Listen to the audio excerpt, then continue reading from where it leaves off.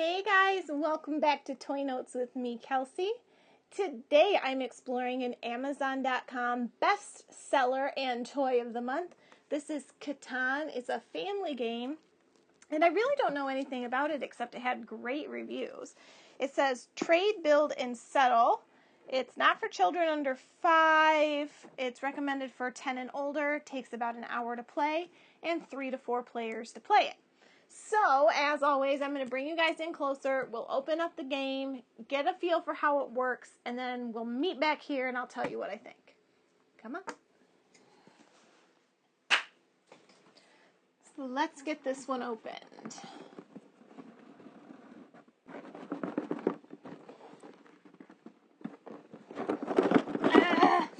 Come out of there. It's a heavy box. There's a lot going on in here. Holy mackerel. That's just the game rules.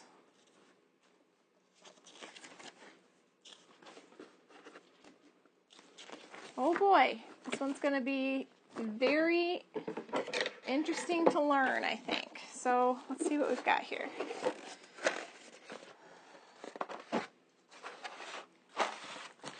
So we've got some like bricks for building, some sticks in alternate colors, a couple die, and some game cards, as well as some plastic baggies.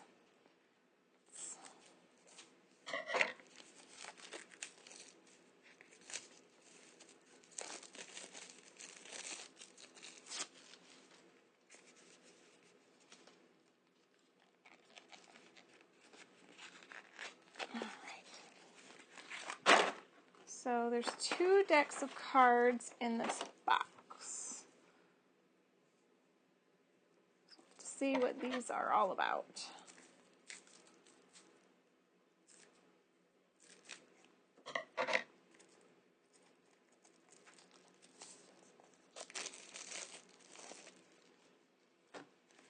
So there's bricks, map. The map seems to be the consistent side. Otherwise, you've got bricks, kind of a rock-looking thing, timbers, sheep. Okay, so that's that stack. What are these ones all about?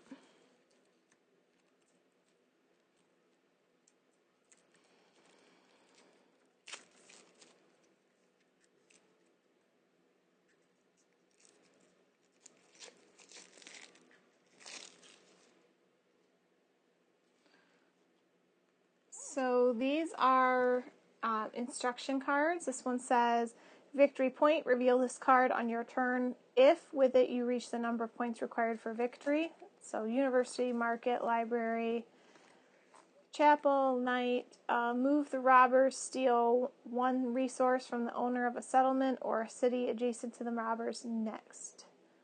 New hex, road building, place 2 new roads as if you had just built them. And then some more of these resource cards with hay, or wheat, I would say, wheat, more bricks. So these are all the same, and these are all the same. Whoop. Okay.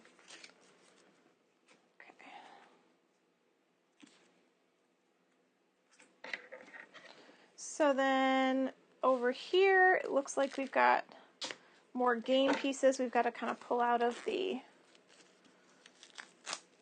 backgrounds.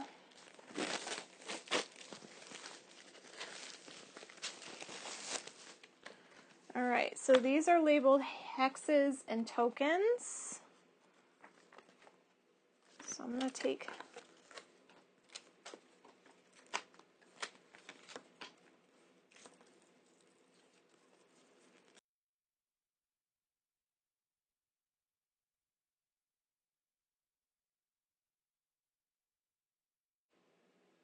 frame pieces.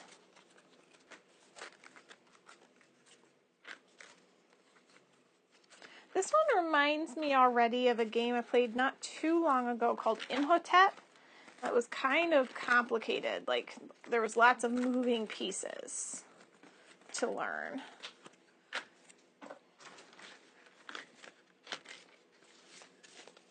So I've got all of those, and now these are supposed to be playing pieces as well. Player cards. All right, so now we're going to have to go through the directions and try to learn what we are doing. So first of all, we have to construct the game board ourselves to look like this. These frame pieces help it not move once it is in place. So I'm going to move these supplies over here, move some of the cards, and start construction of the island, as it's called.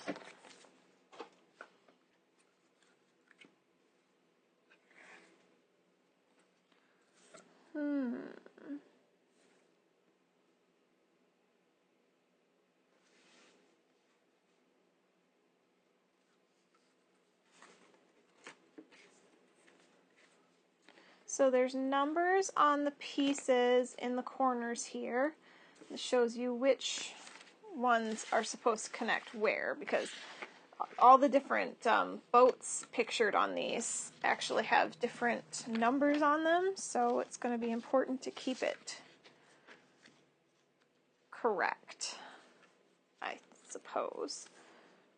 So this one goes here. Oh boy, running out of table. Push this down a little bit.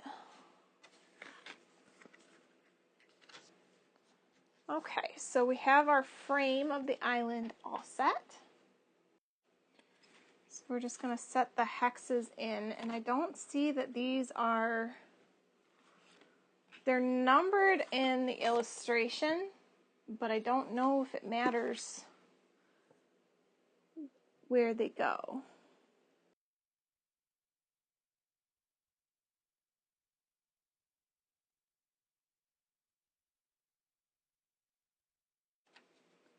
Okay, so this is how the frame works. Now, it's encouraging you to read the overview on the back before playing so that you understand how it goes. So, game overview. The island of Catan lies before you. The isle consists of 19 terrain tiles surrounded by ocean. Your goal is to settle on Catan and expand your territory until it becomes the largest and most glorious. There are 5 productive terrain types and 1 desert on Catan. The desert produces nothing. Each terrain type produces a different type of resource. Each resource you receive is represented by a card. Here's what each terrain produces. So we were talking about these cards. Each terrain, so like this, goes with this. And this goes with this. And the mountains go with the rock cards. Timbers go with the forest cards. And the sheep go with the plains. So what it's saying is you get bricks, ore, grain, wool, or lumber. The desert is the only one that doesn't produce anything at all.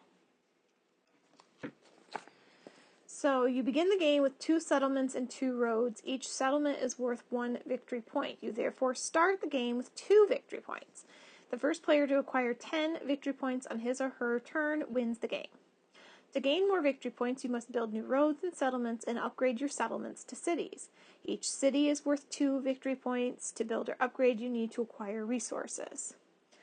To acquire resources, at each turn, 2 die are rolled to determine which terrain hexes produce resources. Each terrain hex is marked with a round number token. If, for example, a 10 is rolled, all terrain hexes with a number 10 produce resources. So that's why the illustration shows them as numbered, and we will likely end up placing these when we go through the game setup.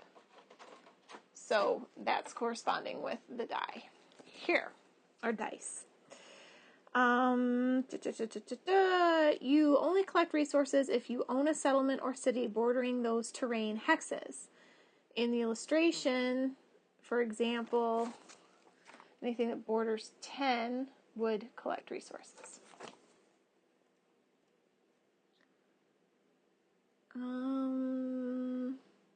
Since the settlements and cities usually border on two or three terrain types, they can harvest up to 3 different resources based on a dice roll. Since it's possible for you to have settlements adjacent to all terrain hexes and number tokens, you may receive certain resources only at rare intervals or never. This is tough because building requires specific resource combinations. For this reason, you can trade with other players, make them an offer, and a successful trade might yield you a big build.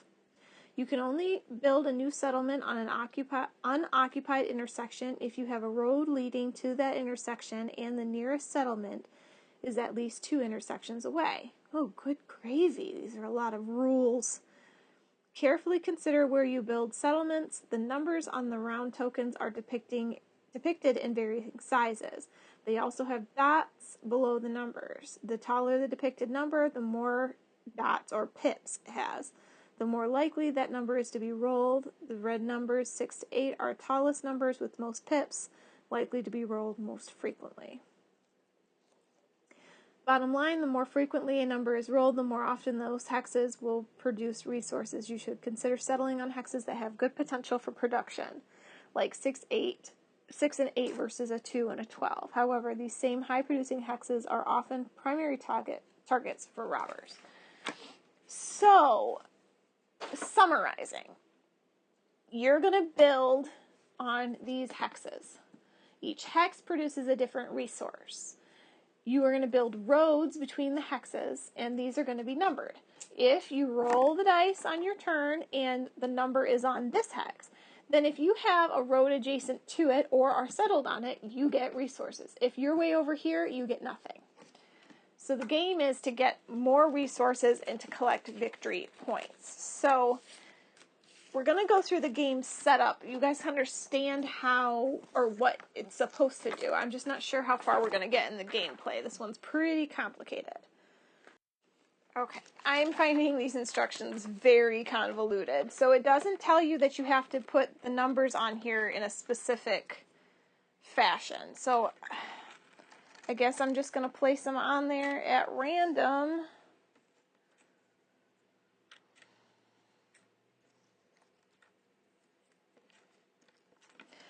I like these more complicated games, but if I'm totally honest, I do find them somewhat frustrating because there's 6 pages of rules and overview and stuff like that. So I feel like you end up with just so much going on, you almost can't absorb what it is you're supposed to do. I mean, maybe that's just me, but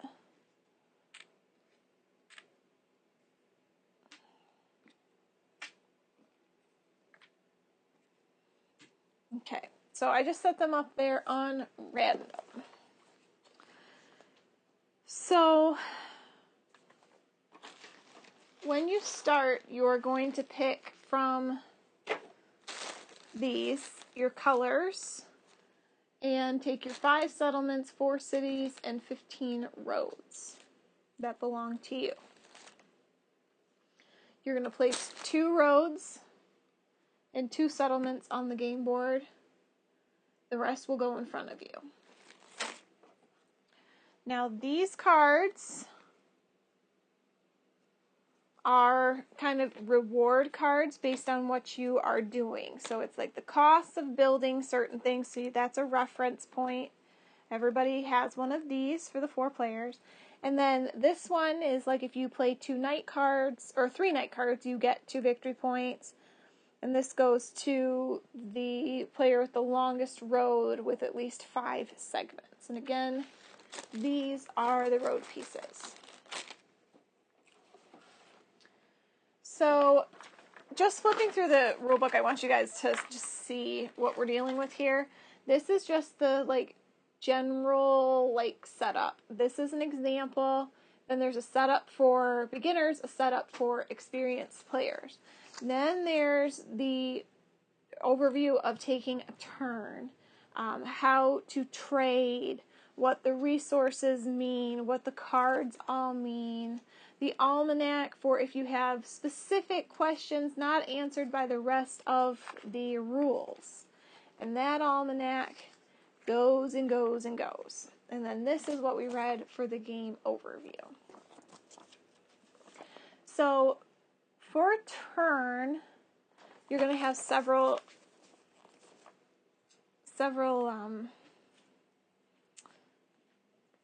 steps. So you're going to roll for resource production, and everyone is affected by the roll. So this is just part of every turn. Then you can trade resources cards or use maritime trade. You may build roads, settlements, or cities, buy development cards at any time. After you're done, you pass the dice to the player to your left who continues with step 1.